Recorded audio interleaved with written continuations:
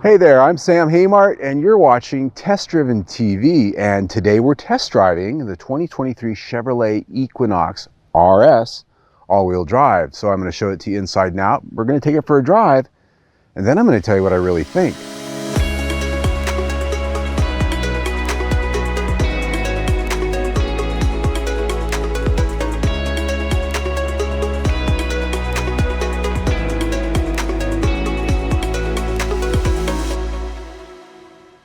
The Chevrolet Equinox is the brand's top-selling model. They sold around 15,000 copies a month in the last quarter, which is pretty good in the competitive segment and outselling every other Chevrolet that they offer, except, of course, for the full-size trucks.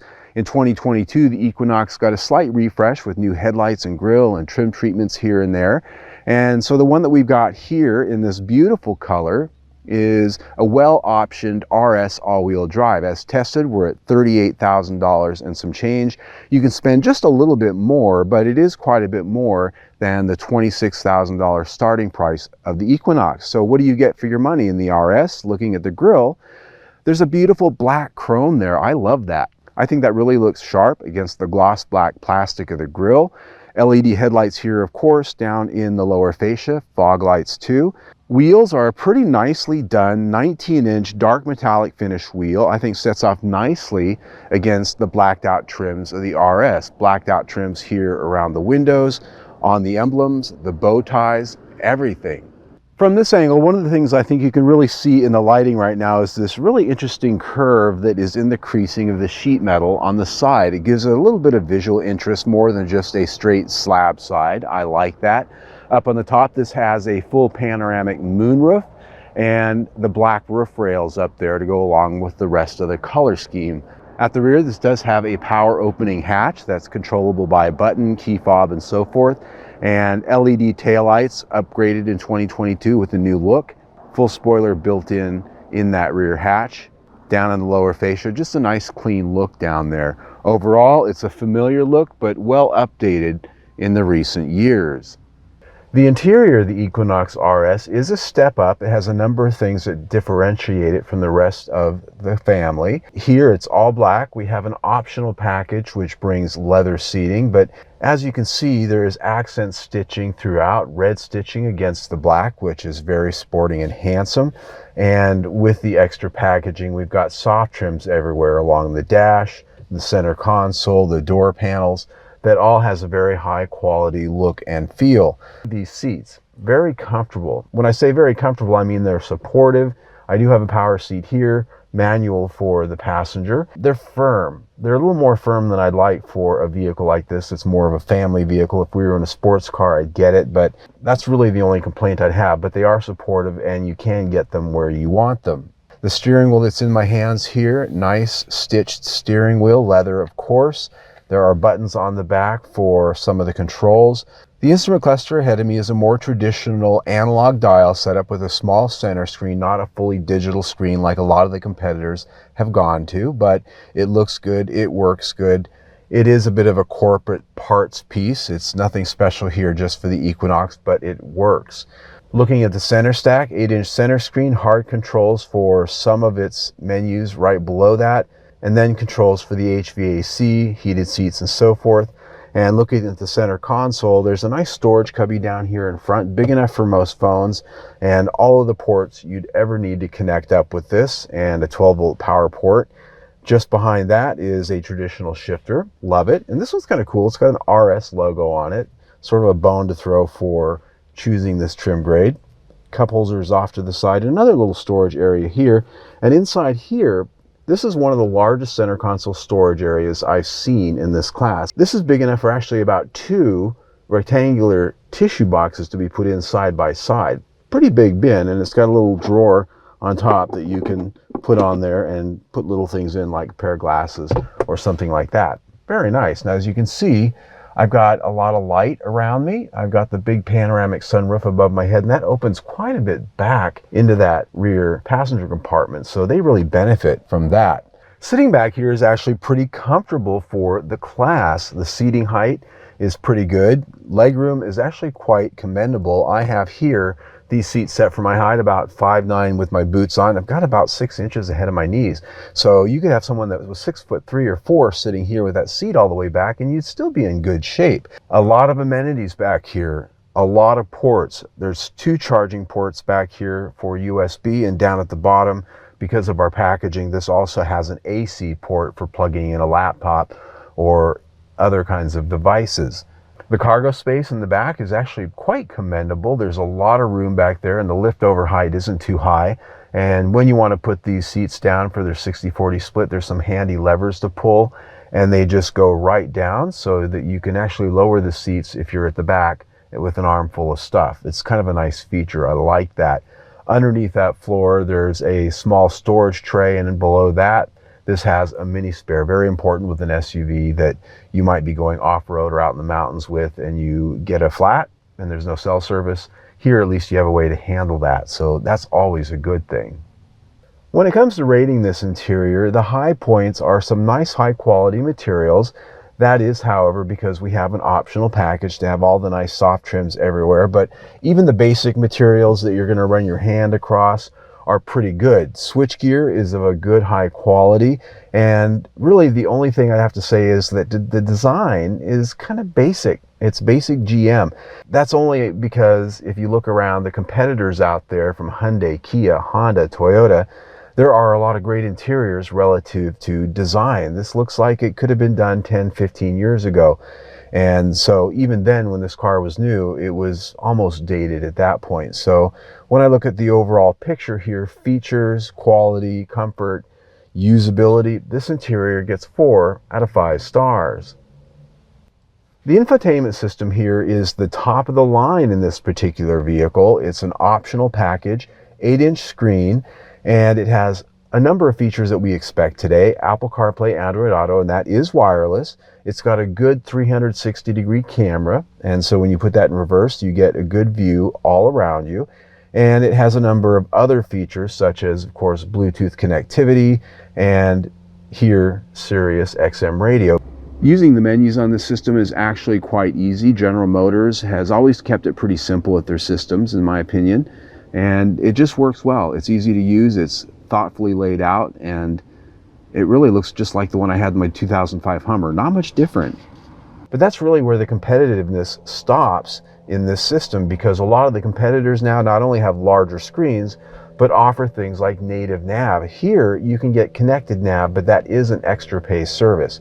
Never happy as a consumer when I have to pay extra every month for a car. I just paid close to $40,000 for to get extra features. The screen's a little bit smaller than some of the competitors, and some of the features that you can get here cost extra every month. This is a system that gets 4 out of 5 stars. All right, my friends, finally time to take a drive, and the first question I always like to ask is, how does it go? So I'm going to come to a complete stop, nobody around, and hit it. A little bit of turbo lag, and then a sudden explosion of power, and 60. So it's a little bit slow off the line. When you mash the pedal, there's a bit of a delay, and that's partly because of the drive-by-wire throttle, but also because the computer doesn't quite spool the engine up as quick as you like. So be careful pulling out into traffic. That said, what do we have under the hood here? It's a 1.5 liter turbocharged 4-cylinder engine. This year it has 5 extra horsepower, 175, and 203 pound-feet of torque.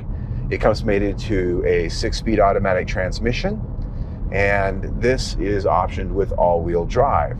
And it has a handy switch down here that you can actually disconnect the all-wheel drive and leave it completely front-wheel drive to save gas.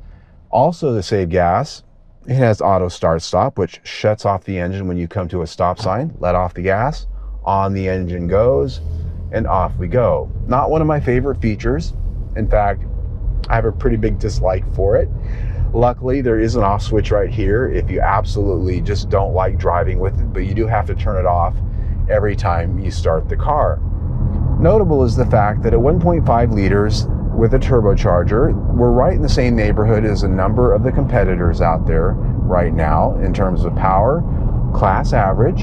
There used to be a 2-liter turbocharged engine available here as an option, but they deleted that last year because not very many people were actually getting it. So it seems that most of Chevrolet Equinox customers are plenty happy with the power level here, and as I said, class average. So even though acceleration back there was a little bit on the leisurely side, if you do dial up the power and ask for it, it does deliver it in a way that would make you feel safe passing on a highway or just having a little bit of fun. Now, when it comes to fuel economy, this is rated at 24 city, 30 highway, and 26 combined. I didn't quite get there this week. In my week with test driving it, I achieved about 22, and that is without air conditioning. Usually in the summer I have AC on, and that hits the fuel economy a little bit. So we didn't quite get up to what the sticker promises here. Driving it this week around town, I did find that the drivability here isn't quite as good as some of the competitors, and that's because we do only have a 6-speed transmission. A lot of the competitors out there offer 8, sometimes even a 10-speed. That gives you a lot more opportunities to have that power curve at its best place. Gives you a better feeling of power. It also gives you better fuel efficiency. The last thing I would tell you is that this engine does work pretty hard, 1.5 liters. We're a pretty heavy vehicle here, and so because of that, it does tend to be a little bit rough sometimes. And the auto start stop, when you do use it, isn't the fastest in the business. So this powertrain gets 4 out of 5 stars. When it comes to ride, drive, and handling, this is a vehicle that has some of the better specifications out there. It does have a McPherson strut front suspension, but a multi-link suspension at the rear. And it's pretty quiet, pretty stable. The suspension, I would say, is tuned a little bit on the firm side, which is good for me. I like a sportier handling experience. And with these 19-inch wheels and tires, do offer a pretty good level of grip and sharpness, particularly around town. Out on the highway at speed, the decibel test that I do, 70 miles an hour for a mile average. This comes in at 59.3 decibels, which is right about average, maybe on the lower side of it. And so it's got a good, quiet, stable ride at speed. Very little wind buffeting. So this is a pretty solid vehicle. It feels good. It just offers a nice, confident feel and a quality one. This chassis gets 4 out of 5 stars. All right, we have driven this vehicle, we've seen it inside and out. Now it's time to talk about, is it a good value? This starts out at about $26,000 for the base model. As tested, we're at $38,000 and some change, and you can spend a little bit more going all the way up into the top trim grade with all the options. What I would tell you here is that this has a lot of competition. Toyota RAV4, Honda CR-V, Nissan Rogue, Ford Escape, and on. And some of those competitors are brand new since this was designed. Some have also had a refresh similar to this. And really, you know, with the competitive brands on the Japanese and the Korean scale, I tend to think that they offer better quality, better aesthetics. They're just better in a lot of ways. I just hate to put it like that. But there's a lot of people out there that want an American brand. That's what they want. And so in that way, if you're comparing this against Ford Escape, I think this is a much better choice in a lot of ways. If you're looking at Jeep or perhaps a new Dodge Hornet when that comes, I still think this is a pretty good choice. One of the benefits this has to not being the newest in the segment is the fact that it's got all the bugs worked out, as people like to say. It's been around long enough that anything that's part of the new frontier has been fixed and worked out. So you're probably not going to have a lot of surprises here. I will say that as we looked at quality and fit and finish, there were a few gaffes here and there that I tend to expect with American branded vehicles. Again, hate to say that. So I look at quality, I look at warranty coverage, not the best in the business. But a lot of features for the money. I put value here at 4 out of 5 stars. When you put that in with everything we've already talked about, we're at 4 out of 5 stars for the review. So there you go for our test drive of the 2023 Chevrolet Equinox. Now, if you like what we do, please follow us on social media. All of our channels are listed down below in the information section. We do a lot of news and information there that we don't always do a video on. You can also see our latest video right there. Better yet, subscribe to our YouTube channel, and you can do that right down there. Either way, stay tuned.